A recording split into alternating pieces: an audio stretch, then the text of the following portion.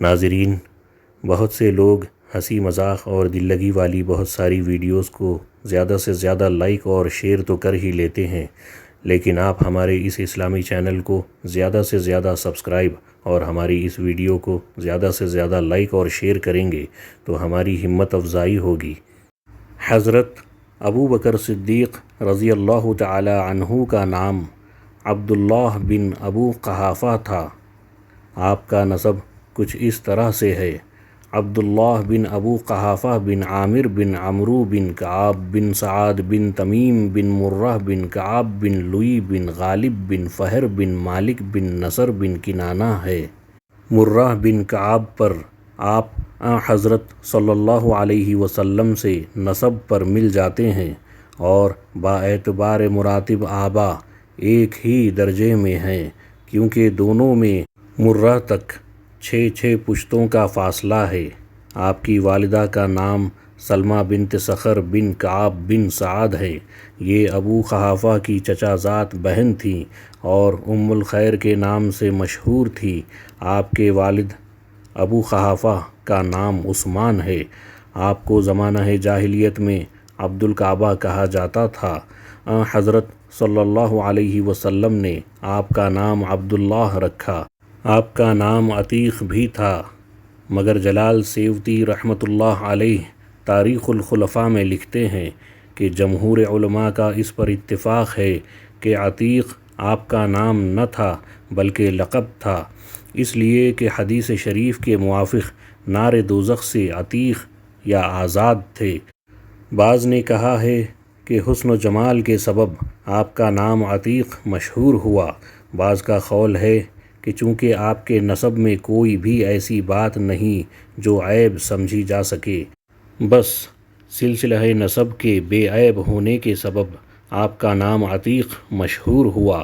تمام امت محمدی کا اس پر اتفاق ہے کہ آپ کا لقب صدیق ہے، کیونکہ آپ نے بے خوف ہو کر حضرت صلی اللہ علیہ وسلم کی بلا تعمل تصدیق فرمائی اور صدق کو اپنے اوپر لازم کر لیا۔ معراج کے متعلق آپ نے کفار کے مقابلے میں ثابت قدمی دکھائی اور حضرت صلی اللہ علیہ وسلم کے اقوال کی تصدیق فرمائی۔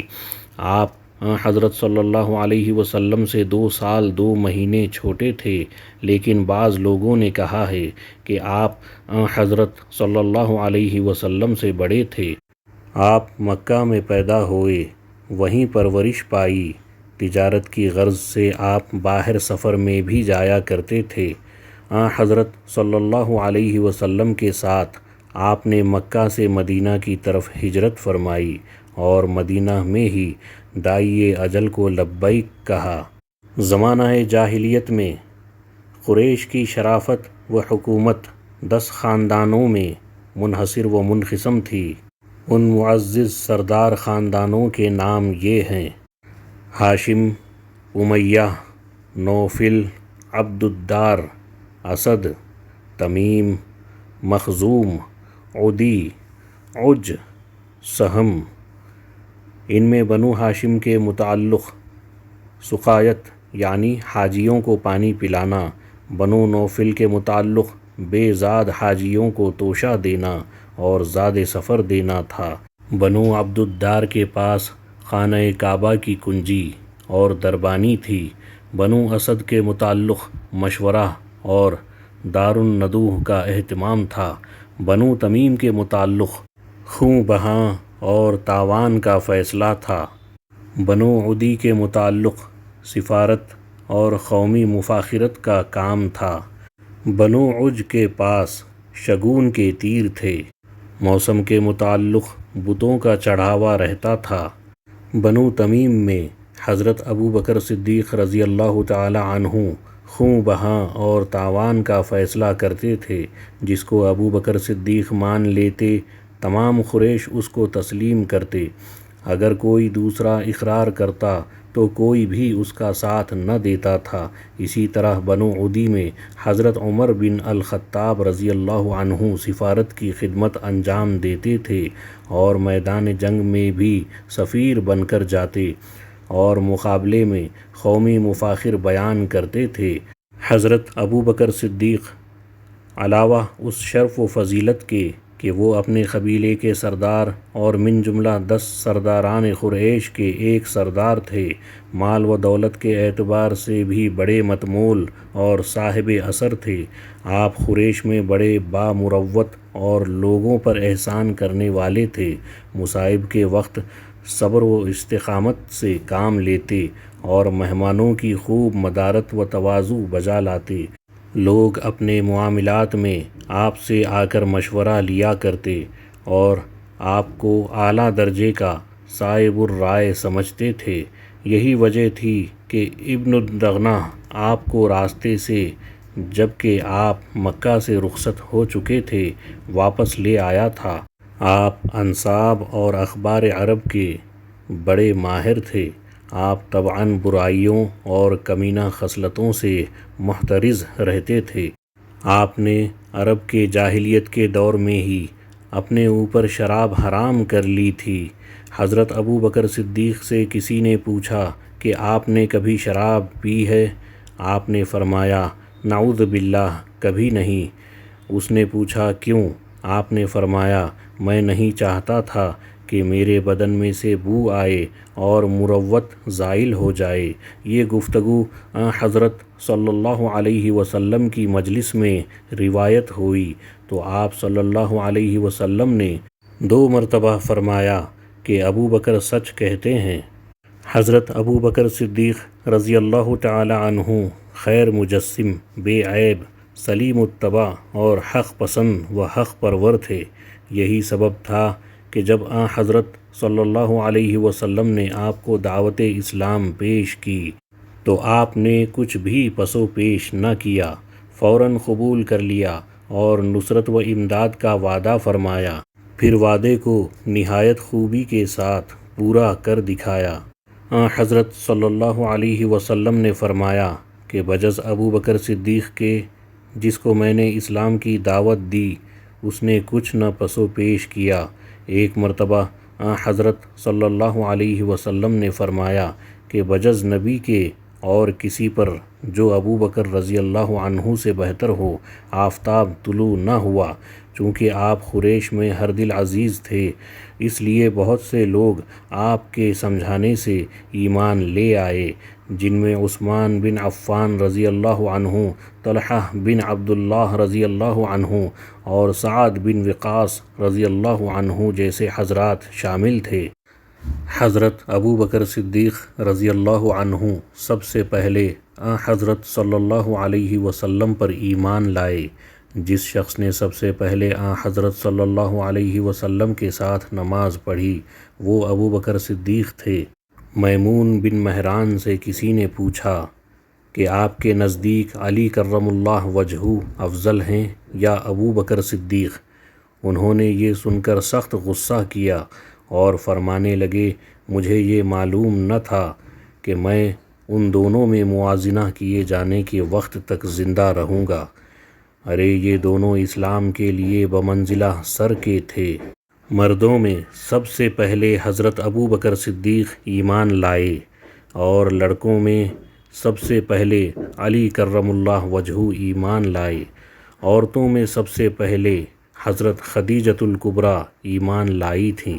علماء کا اس پر اتفاق ہے کہ حضرت صلی اللہ علیہ وسلم کی اجازت کے بغیر حضرت ابو بکر صدیق نے کبھی رسول خدا صلی اللہ علیہ وسلم کا ساتھ نہیں چھوڑا۔ آپ نے اپنے اہل و عیال کو چھوڑ کر خدا اور رسول کی محبت میں ہجرت کی، غار میں رسول اللہ صلی اللہ علیہ وسلم کا ساتھ دیا، لڑائیوں میں آپ کے ساتھ رہے۔ جنگ بدر میں آپ صلی اللہ علیہ وسلم نے حضرت ابو بکر اور حضرت علی سے فرمایا کہ تم میں سے ایک کے ساتھ جبرائیل ہے اور دوسرے کے ساتھ میکائیل۔ جنگ بدر میں عبد الرحمن بن ابو بکر رضی اللہ عنہ مشرکین کے لشکر میں شامل تھے۔ جب وہ مسلمان ہو گئے تو انہوں نے اپنے والد ماجد یعنی ابو بکر صدیق سے کہا کہ بدر کے روز آپ کئی مرتبہ میرے تیر کی زد میں آئے مگر میں نے اپنا ہاتھ روک لیا۔ آپ نے فرمایا اگر مجھے ایسا موقع ملتا تو میں تجھے بغیر نشانہ بنائے نہ رہتا۔ حضرت علی کرم اللہ وجہہ نے ایک مرتبہ لوگوں سے سوال کیا کہ تمہارے نزدیک شجاع ترین کون شخص ہے؟ سب نے عرض کیا کہ آپ ہیں۔ آپ نے فرمایا کہ میں ہمیشہ اپنے برابر کے جوڑے سے لڑتا ہوں، یہ کوئی شجاعت نہیں، تم شجاع ترین شخص کا نام لو۔ سب نے کہا ہمیں معلوم نہیں۔ حضرت علی رضی اللہ عنہ نے فرمایا کہ شجاع ترین حضرت ابو بکر صدیق ہیں۔ یوم بدر میں ہم نے رسول اللہ صلی اللہ علیہ وسلم کے لیے ایک سائبان بنایا تھا۔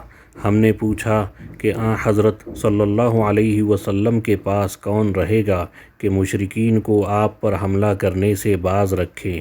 قسم خدا کی ہم میں سے کسی شخص کی ہمت نہ بڑھی مگر ابو بکر صدیق ننگی تلوار لیے کھڑے ہو گئے اور کسی کو پاس نہ بیٹھنے دیا، اور جس شخص نے آپ پر حملہ کیا ابو بکر صدیق اس پر حملہ آور ہوئے۔ ایک دفعہ مکہ معظمہ میں مشرکین نے رسول اللہ صلی اللہ علیہ وسلم کو پکڑ لیا اور آپ کو گھسیٹنے لگے اور کہنے لگے کہ تو ہی ہے جو ایک خدا بتاتا ہے۔ واللہ کسی کو کفار کے مقابلے کی جرأت نہ ہوئی مگر ابو بکر صدیق آگے بڑھے۔ وہ کفار کو مار مار کر ہٹاتے جاتے تھے اور کہتے جاتے تھے کہ ہائے افسوس، تم ایسے شخص کو قتل کرنا چاہتے ہو جو کہتا ہے کہ میرا خدا ایک ہے۔ یہ فرما کر حضرت علی رو پڑے اور فرمانے لگے بھلا یہ تو بتاؤ مومن آل فرعون اچھے ہیں یا ابو بکر رضی اللہ عنہ؟ لیکن جب لوگوں نے جواب نہ دیا تو فرمایا جواب کیوں نہیں دیتے؟ واللہ ابو بکر کی ساعت ان کی 1000 ساعت سے بہتر ہیں۔ وہ تو ایمان کو چھپاتے تھے اور ابو بکر رضی اللہ عنہ نے ایمان کو ظاہر کیا۔ آپ صحابہ کرام میں سب سے زیادہ سخی تھے۔ وَسَيُجَنِّبُهَا الْأَتْقَى الَّذِي يُؤْتِي مَالَهُ يَتَزَكَّى کہ شان نزول آپ ہی ہیں۔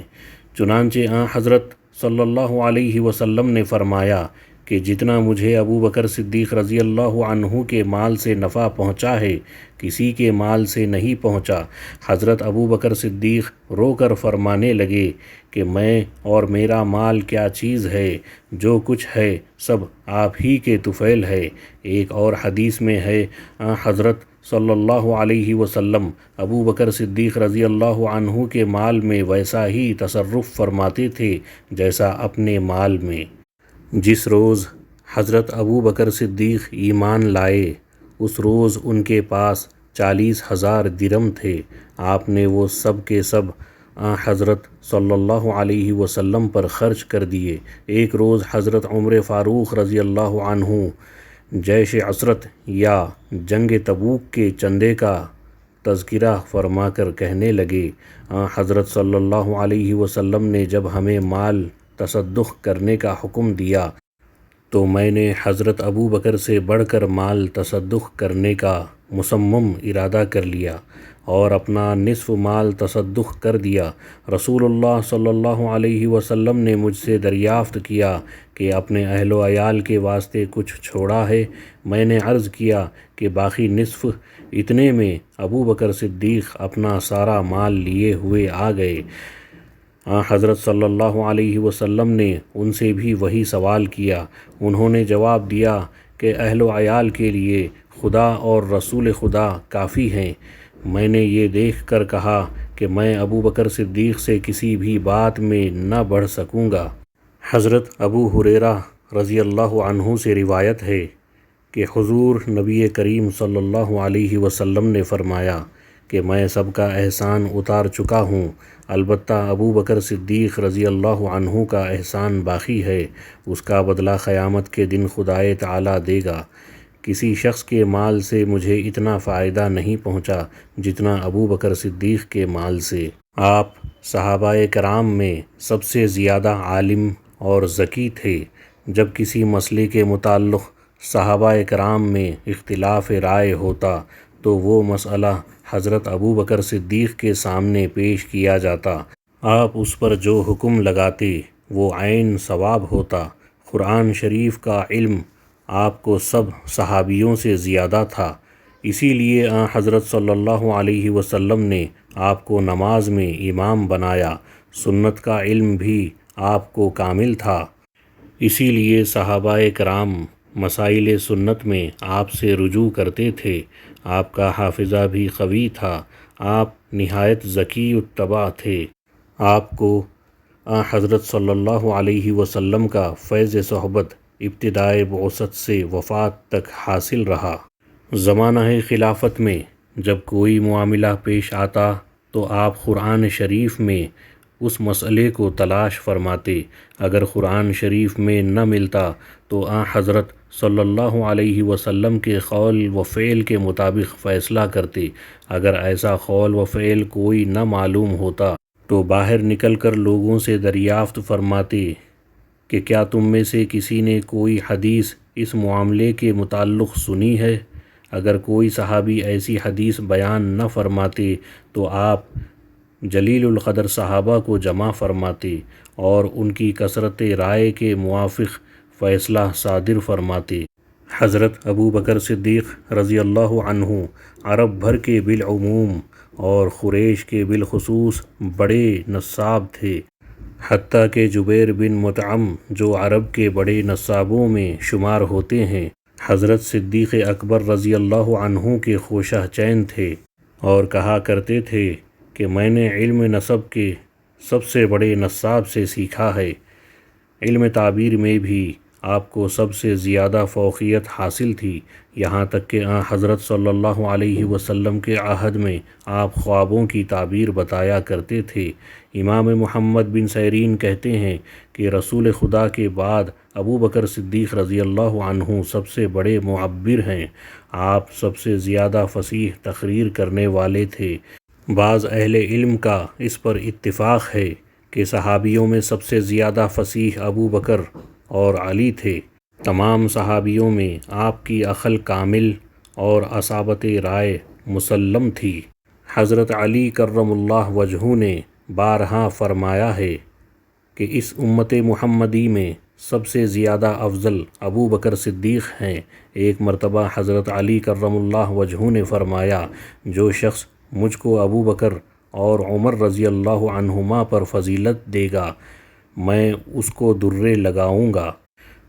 حضرت علی کرم اللہ وجہہ سے روایت ہے کہ رسول اللہ صلی اللہ علیہ وسلم نے فرمایا، خدائے تعالی ابو بکر پر رحم کرے کہ اس نے اپنی بیٹی مجھے زوجیت میں دی اور مجھے مدینہ تک پہنچایا اور بلال رضی اللہ عنہ کو آزاد کیا۔ خدائے تعالی عمر رضی اللہ عنہ پر رحم کریں کہ حق بات کہتے ہیں خواہ کتنی ہی تلخ کیوں نہ ہو۔ خدائے تعالی عثمان پر رحم کریں کہ ان سے فرشتے حیا کرتے ہیں۔ خدائے تعالی علی پر رحم کریں، الہی جہاں کہیں علی ہو حق اس کے ساتھ رکھ۔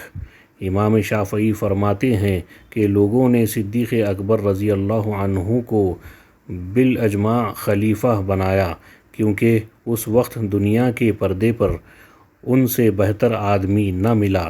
معاویہ بن فراح کہتے ہیں کہ صحابہ کو کبھی خلافت ابو بکر میں شک نہیں ہوا اور وہ لوگ ہمیشہ ان کو خلیفہ رسول کہتے رہے، اور صحابی کبھی کسی خطا یا گمراہی پر اجماع نہیں کر سکتے۔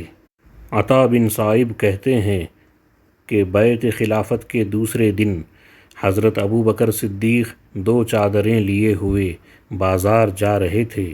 حضرت عمر نے پوچھا کہ آپ کہاں جا رہے ہیں؟ فرمایا بازار۔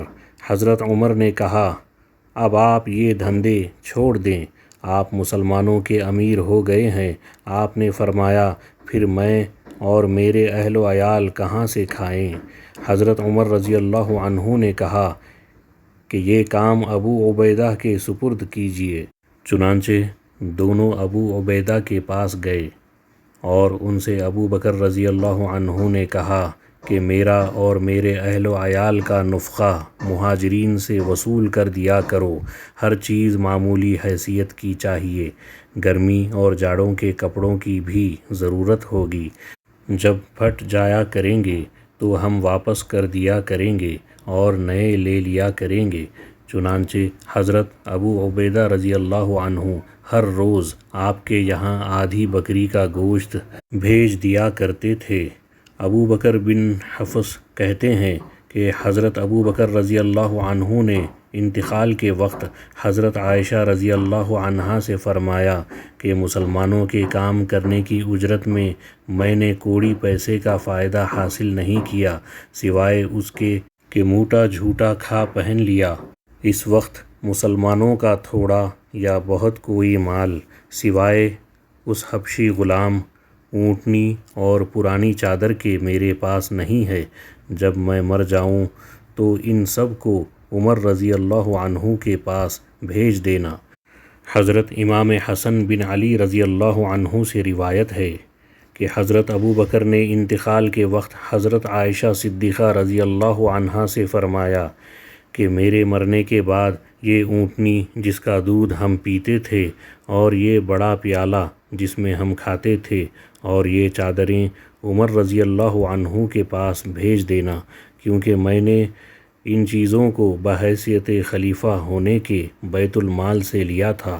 جب حضرت عمر رضی اللہ عنہ کو یہ چیزیں پہنچی تو انہوں نے فرمایا کہ خدائے تعالی ابو بکر رضی اللہ عنہ پر رحم فرمائے کہ میرے واسطے کیسی کچھ تکلیف اٹھائی ہے۔ حضرت ابو بکر صدیق رضی اللہ عنہ نے بیت المال میں کبھی مال و دولت جمع نہیں ہونے دیا، جو کچھ آتا مسلمانوں کے لیے خرچ کر دیتے، فقراء و مساکین پر بحصہ مساوی تقسیم کر دیتے تھے، کبھی گھوڑے اور ہتھیار خرید کر فی سبیل اللہ دے دیتے، کبھی کچھ کپڑے لے کر غربا صحرا نشین کو بھیج دیتے، حتیٰ کہ جب حضرت عمر رضی اللہ عنہ نے آپ کی وفات کے بعد معاہ اور چند صحابیوں کے بیت المال کا جائزہ لیا تو بالکل خالی پایا۔ محلے کی لڑکیاں اپنی بکریاں لے کر آپ کے پاس آ جایا کرتیں اور آپ سے دودھ دوہا کر لے جاتی۔ صدیق اکبر رضی اللہ عنہ بہت سے آدمیوں میں مل جل کر اس طرح بیٹھتے کہ کوئی پہچان بھی نہ سکتا تھا کہ ان میں خلیفہ کون ہے۔